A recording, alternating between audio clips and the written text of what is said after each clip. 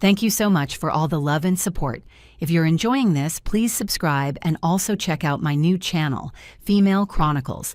The link is in the description. Your support truly means the world. Wishing you a very Merry Christmas. The steering wheel ripped sideways under my hands, and for one impossible second, I felt my body understand what was happening before my brain could catch up. Nicole's fingers were wrapped around the wheel, yanking it hard toward the guardrail, and the rain-slicked I-5 pavement had already decided we were going to spin. We'd been arguing about the quarterly audit. I'd found irregularities in the consulting invoices Derek had approved, and Nicole had been deflecting my questions for 20 minutes. My arms locked, not frozen, fighting. Every muscle in my shoulders burned as I wrestled control back, the Tesla's tires screaming against wet asphalt, hydroplaning, catching, hydroplaning again. The guardrail scraped along the passenger side with a sound like tearing metal, and something else, something human. Nicole screaming, or maybe that was me.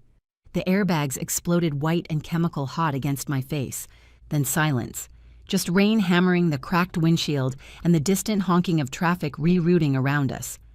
My name is Mara, I'm 36, and I built Lawson Cloud Solutions from a laptop in my parents' garage to a $90 million publicly traded company. This is the story of how my family sent me to prison for something I didn't do, and how I made them pay for every single day. Are you okay? I turned to Nicole, my voice raw, hands still death-gripped on the wheel. The baby! She was clutching her stomach, face pale, but her eyes weren't panicked. They were calculating, watching me. The ambulance arrived fast. Medics loaded Nicole onto a stretcher while I sat on the wet highway shoulder, a blanket around my shoulders giving my statement to a state trooper. Standard accident report. I told him exactly what happened.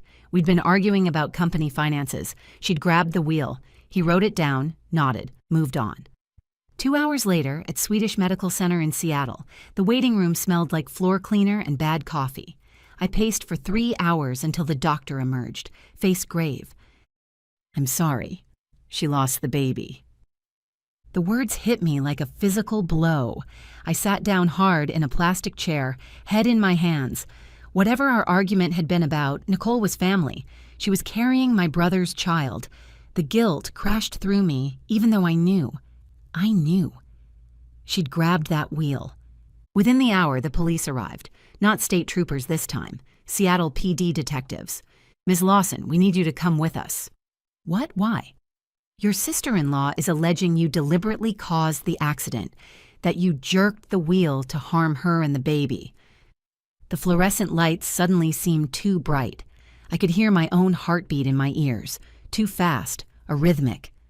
That's insane. She grabbed the wheel, checked the dash cam. There's no footage, ma'am. The camera system shows no recording for the past 6 hours. My brother Derek appeared at the end of the corridor, not running to me, not asking if I was okay, walking slowly toward the detectives, his face arranged in something I'd never seen before. Controlled grief mixed with resolve. Officers, he said, not looking at me. I'd like to give a statement supporting my wife's account. I stared at him. My little brother, 4 years younger, the one I'd helped with homework and covered for when he snuck out in high school, the one who'd always resented that I ran the company our parents expected him to inherit. Derek, what are you doing? He finally met my eyes.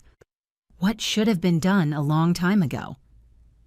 3 months later, I stood trial in King County Superior Court, the same building where I'd once testified as an expert witness in a corporate fraud case. Now I sat on the opposite side. The trial lasted 3 weeks. My parents took the stand as key witnesses. Mom wore her church dress, dabbing her eyes with a tissue. She's always been jealous of Derek, she told the jury, her voice cracking. Even when they were kids, she had to be better at everything, had to win. Dad kept his answers short. Clipped. Mara controls the company too tightly, never gave her brother a real chance. There's been tension for years. I watched them lie under oath about their own daughter and felt something cold settle into my chest. Not disbelief. I'd passed that days ago. Something harder. Something patient. Nicole testified from a wheelchair, bandages visible under her hospital gown. She described, in vivid detail, the moment I supposedly yanked the wheel toward the guardrail. She cried on cue. The jury leaned forward, faces soft with sympathy. Derek held her hand through the whole thing. "I saw what she did," he said when it was his turn. "My sister grabbed that wheel deliberately. I'm certain." My public defender was 28, drowning in cases. He objected when he could, but we both knew we were outmatched. The dashcam footage that would have proven everything had vanished. Corrupted files, according to the Tesla's service center, though something in the technician's eyes made me wonder if he'd been paid to say that. The jury deliberated for 6 hours. "Guilty of vehicular manslaughter." The judge's voice echoed in the courtroom. 3 years. I didn't cry. I watched my mother's face, the brief flicker of satisfaction before she remembered to look sad. I watched my father nod, almost imperceptibly, like a deal had been completed. I watched Derek's smirk, quickly hidden, and I started planning. The transport van delivered me to Washington Corrections Center for women 2 days after sentencing. It became my home, my calendar, my waiting room. The cell smelled of rust and industrial cleaner. Every night I scratched a line into the concrete wall behind my bunk with a broken fingernail. 1 line per day, 1 day closer. But I wasn't just counting time. I was collecting it. In prison, you learn who's connected. The woman 2 cells down used to work IT for a Seattle law firm before her fraud conviction. She taught me how forensic data recovery actually works. How deleted files leave ghosts in system backups. How metadata tells stories even when content disappears. Another inmate had been a paralegal. She explained the specific procedures for challenging emergency power of attorney orders, the exact grounds that worked and didn't work in Washington state courts. I read everything the prison library had on corporate governance, securities law, forensic accounting. I wrote letters, not to family, never to them, to old colleagues I trusted, to investigators who specialized in white-collar crime, to attorneys whose names I remembered from industry events. Most didn't write back, but some did. In the chaos before my arrest, I'd emailed encrypted copies of suspicious financial documents to a personal server. Paranoia, I told myself then. Insurance, it turned out. 17 months into my sentence, a response arrived from Barbara Torres, a former federal prosecutor turned corporate litigator. She'd reviewed the documents I'd sent her access to. Her letter was 3 sentences. "Your instincts are correct. Evidence suggests systematic embezzlement predating the accident. Call me when you're released." Barbara had agreed to work on contingency, betting her fees on the fraud case she was certain we'd win. Caleb, through a series of carefully anonymous wire transfers, had secured housing for my release and covered initial legal expenses, though I wouldn't understand the full extent of his involvement until later. I read Barbara's words until I had them memorized. Then I burned the letter and kept counting days. My family visited once, 8 months in, all 4 of them. Mom, Dad, Derek, and Nicole, arranged on the other side of the plexiglass like they were posing for a portrait. Dad spoke first through the receiver. "Mara, we have paperwork. You transfer majority voting shares to Derek, and we stabilize everything. The company's struggling without proper leadership." Mom leaned in, voice soft with practiced concern. "It's the only way to protect what grandfather built. Investors are nervous. One signature saves jobs, saves the legacy." Derek took the phone next. "Think about the bigger picture, sis. You've always said Lawson Cloud was about more than any single person." Nicole placed her palm flat against the glass, eyes wide with rehearsed sincerity. "After everything, you owe the family this." I looked at each of them, the parents who'd raised me to work harder than anyone else, then testified I was unstable, the brother who'd smiled at every board meeting while plotting my removal, the sister-in-law who'd grabbed a steering wheel to frame me. The door opened behind them. Caleb walked in, my youngest brother, 25 now, the one I'd fired as CFO 18 months before my arrest for what had seemed like minor accounting discrepancies. Consulting fees that didn't match deliverables, invoices from vendors I'd never heard of. He'd barely spoken to me since. He sat beside Derek and took the phone when it was passed to him. His voice was flat, almost bored. "Family isn't always about who's right or wrong, Mara. Sometimes it's about who makes it through." His eyes held mine for a fraction of a second longer than necessary. Something passed between us, a message too subtle for anyone else to catch. I hung up the receiver. "I'm not signing anything. Ever. Consider this goodbye." Mom's face contorted through the glass. Dad turned to stone. Derek's mask slipped, showing the fury underneath. Caleb just nodded once, almost imperceptibly, and walked out first. The morning of my release, Seattle's sky hung low and gray, spitting drizzle. The prison gates rolled open at 7 a.m. sharp. A crowd waited. Reporters from GeekWire, Como News, even a CNBC crew that had flown in overnight.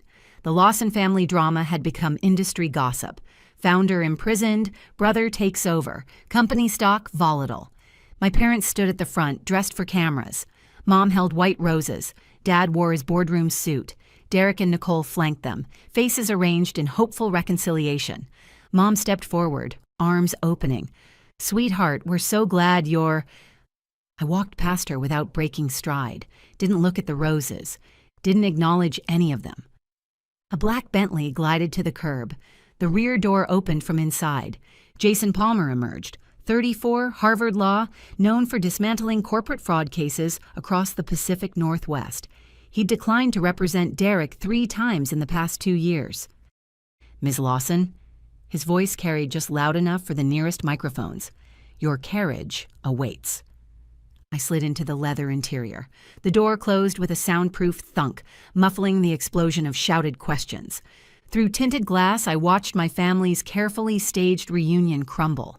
Mom's arms dropped. Dad's jaw worked silently. Derek stared at the license plate like he was memorizing it for later. "Take the long way," I told Jason as he settled into the driver's seat. "I want to see my city again." 20 minutes later, we arrived at the penthouse overlooking Elliott Bay. Floor-to-ceiling windows, polished hardwood, the smell of lemon polish and fresh linens. Everything prison wasn't. I showered for an hour, 6 shower heads, water hot enough to redden my skin, cedar-scented soap that actually foamed. The gray water swirling down the drain carried 3 years of institutional disinfectant and sleepless nights. When I emerged, Barbara Torres and Jason were waiting at a mahogany table covered in documents, laptops open, coffee steaming. "Welcome home, Ms. Lawson," Barbara said. "We've got a lot to cover." Jason slid the first folder toward me. "Revocation of the emergency power of attorney your brother filed. We challenge it on grounds of fraud and lack of medical evidence. Your signature here reactivates your majority shareholder status." I signed. The pen felt foreign, too smooth, too expensive. Barbara presented the second document. "Emergency motion for forensic audit and temporary asset freeze. Goes to King County Superior Court this afternoon. Prevents any transfer of funds until the audit completes." Signed. Then Barbara reached into her briefcase and pulled out a small black USB drive.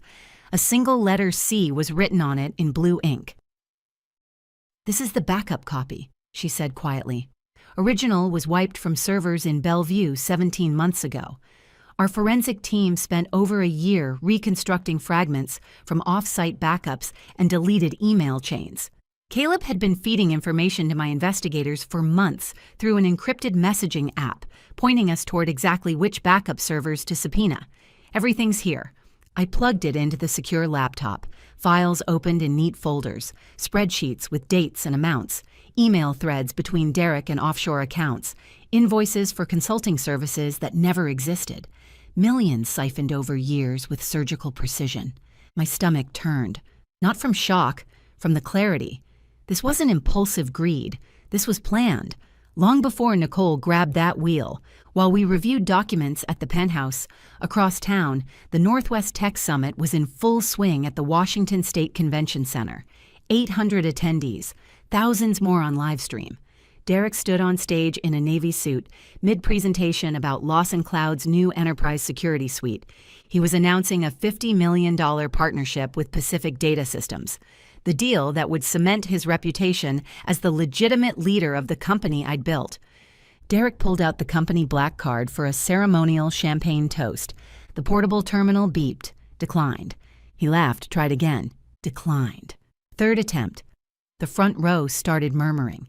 His phone buzzed. He stepped aside, still smiling for the cameras. Mr. Lawson, this is compliance at First National. All corporate accounts have been frozen per emergency court order. No transactions until further notice. Through the stage lights, the color drained from his face. The Pacific Data CEO paused mid-handshake. Investors started checking their phones. Within an hour, Lawson Cloud crisis was trending. Back at the penthouse, I closed the laptop. The coffee had gone cold. The freeze hits personal accounts linked to company funds too, Barbara said. Credit cards, lines of credit, everything. For the first time in 3 years, I felt something like control. The next morning, I held a press conference in the Lawson Cloud lobby. 3 cameras, a dozen reporters, my face carefully neutral. As majority shareholder and founder of Lawson Cloud Solutions, I am announcing an independent forensic audit of all company finances, effective immediately. Questions exploded. Ms. Lawson, what about the medical records that surfaced last night? Barbara had subpoenaed Nicole's complete medical history during pre-trial discovery for the fraud case. The miscarriage records had been buried in hundreds of pages, but her paralegal had found them. I'd released them strategically. Nicole's discharge papers from Swedish Medical Center, dated 3 weeks before the accident. Diagnosis: spontaneous miscarriage due to stress. No mention of trauma. She'd lost the baby before I ever got in that car. The implications hit the reporters before I had to spell them out. Nicole hadn't been pregnant when she grabbed that wheel. She'd miscarried weeks earlier and concealed it. Manufacturing a tragedy that never happened to frame me for a crime that couldn't have occurred. Certain documents have raised serious questions about events leading to my wrongful conviction. The truth will emerge through proper channels. Until then, I am resuming my role as chairman. One reporter pushed. Do you believe your family deliberately framed you? I looked directly into the camera. The evidence will speak for itself. 2 days later, the eviction was surgical. The Bellevue estate, 6 bedrooms, infinity pool, home theater. It had been titled solely in my name since before my parents moved in 20 years ago, a premarital asset the court recognized without dispute. I'd texted Caleb the eviction date the night before. He'd replied with a single thumbs-up emoji. I arrived with Jason, a court officer, and 2 moving trucks. My family stood on the front steps, suitcases at their feet. Mom clutched a jewelry case. Dad held a single garment bag. Derek and Nicole kept their eyes on the ground. The officer read the order aloud. Immediate vacation. Personal clothing only. All furnishings purchased with company funds remained. Mom broke first, rushing toward me. Baby, please, this is our home. Your father's health. No. She switched to the Vietnamese she'd used when I was small, the language of lullabies and bedtime stories, weaponized now for guilt. I didn't move. Derek stepped forward. Mara, think about what you're doing. This will destroy us publicly. Good. Caleb arrived then, pulling up in his Audi. He walked up the driveway slowly, hands in his pockets, looking like the concerned youngest son trying to mediate. He placed a hand on Mom's shoulder. She's angry right now. Give her space. Then to me, voice gentle enough for the neighbors filming on their phones. Sis, maybe cool off a little. His eyes met mine for half a second. Steady. Knowing. Derek dropped to his knees. Caleb, talk to her. You're the only one she might listen to. Caleb looked down at him. You made your choices. He turned and walked away. 30 minutes later, they stood outside the gates with 3 suitcases. Everything else, artwork, Italian appliances, home gym equipment, stayed behind as corporate assets. I sold the Bellevue estate 6 months later to a tech executive who had no idea of its history. The proceeds went to a domestic violence shelter in Seattle. The following week, the board convened. The meeting was unanimous. Derek removed from all positions. Findings referred to federal authorities. But the real moment came when Caleb walked into that conference room carrying an accordion folder, thick with evidence, printed emails, bank statements, invoices for ghost consulting firms, payments to the dash cam technician traced through gift cards. I started collecting this the day Mara fired me, he said quietly. Those accounting errors weren't random. They were the first signs of systematic theft. I pretended to stay neutral to keep access. Every dinner, every holiday, I documented what I could. He met my eyes across the table. I chose her side that day. I just needed time to prove it. Federal prosecutors moved quickly. 6 weeks later, the federal trial began. Wire fraud, embezzlement, perjury, conspiracy. My parents took plea deals, 18 months each. They'd already served 14 months in county jail awaiting trial, so they'd be released within weeks. They lost voting rights in the family trust forever. Nicole testified against Derek in exchange for probation, 5 years supervised, a permanent criminal record. The woman who'd grabbed that steering wheel to frame me walked away without prison time, but she'd carry that conviction for the rest of her life. She filed for divorce the week Derek's verdict came in. By the time he reported to federal prison, she'd already reverted to her maiden name and relocated to Portland. Derek fought hardest. His defense claimed aggressive but legal business practices. The jury saw through it. Guilty on all counts. 10 years federal, no parole for 7, $12 million in restitution. I sat in the front row every day of sentencing. When Derek's turn came, the marshals approached to cuff him. He turned to me, mouth forming my name, but no sound came out. I met his gaze without flinching. 3 years stolen, a company nearly destroyed, trust shattered beyond repair, and something the doctors confirmed 6 months after my release. The stress had damaged me permanently. I'd likely never carry a child. Some prices can't be calculated. 3 months after Derek's sentencing, a King County judge formally vacated my conviction. The exoneration hearing took 11 minutes. Barbara's forensic team had finally reconstructed the dash cam footage from Tesla's cloud backup servers, fragments pieced together from automatic uploads that Derek's technician hadn't known existed. The video showed exactly what I'd always said. Nicole's hands on the wheel, not mine. My record was expunged. Legally, those 3 years never happened, though my body remembered every day. A year after my exoneration, I sat in the visitation room at Washington State Penitentiary in Walla Walla. Same scratched plexiglass, different side. Derek looked diminished. Orange jumpsuit, close-cropped hair, dark circles carved under his eyes. He'd lost 20 pounds. "Thanks for coming," he said through the phone. "I didn't think you would." I waited. I know sorry doesn't fix anything, but I've had time to think. A lot of time. Silence. "Mom and Dad ask about you in every letter. They want to know if you're okay." I finally spoke. "There's no forgiveness. Not for you, not for them. I changed my name on every document 6 months ago. You're strangers now." His face crumpled, but he didn't look away. "I transferred full ownership to Caleb," I continued. "He's the only one who chose right over easy. He earned it." Derek's knuckles whitened on the receiver. "I deserve that." "Yes, you do." The guard signaled time. Derek pressed his palm against the glass. "If you ever..." I hung up and walked out into the dry eastern Washington air.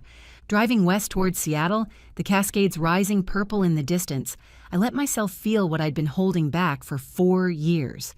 Not victory, exactly. Something quieter, harder won. My family taught me that blood doesn't guarantee loyalty, that the people who should protect you can be the first to destroy you when there's money involved. But they also taught me patience, how to wait, how to plan, how to turn 3 years in a concrete box into a weapon. Caleb runs Lawson Cloud now. The stock recovered, the partnerships flourished. Jason still handles my legal work. Barbara was appointed to a federal judgeship last spring. I consult when needed, but mostly I've built something smaller. Mine alone. I'm not dating anyone. Maybe someday. For now, I'm learning what it feels like to trust my own judgment again. Some losses are permanent, some debts get paid in full, and some of us survive by deciding exactly who gets to stay in our lives, and holding that line without apology. Before you go, here's a quick bonus for sticking around. If you love learning and growing like I do, you need to try audiobooks. I've got an exclusive deal with Audible. Your first month is completely free. That's access to over 500,000 titles. 0 cost to you. All the details are waiting in the description. Don't miss this one.